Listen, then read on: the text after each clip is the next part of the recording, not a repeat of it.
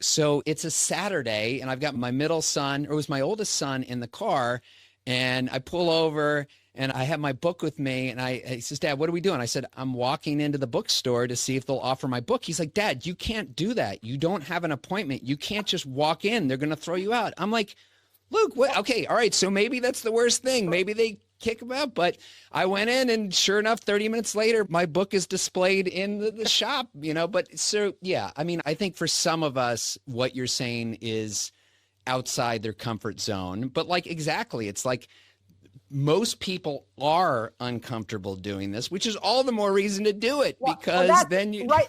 Yeah, that's the point, right? It's a supply and demand, right? Like the guy saying, people do this? Like he was shocked. Obviously, no one had ever done it.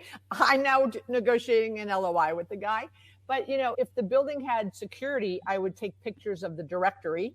Right. And I would try to cold call them. Or the other thing I did is I created, once I went through the 37 buildings, I created a market study on what was really happening, because these online services told us that the Cleveland market was 60% occupied and it was 20% occupied. So I did a very thorough market study of all of the buildings, what the occupancy was, what the rates were, what were the incentives being given.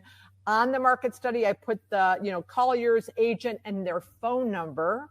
And I was representing a building. And this is what tenant rep brokers can do. And I handed this to the gatekeeper, who then the gatekeeper gave it to the decision maker. And that sat on their desk for, 6 months,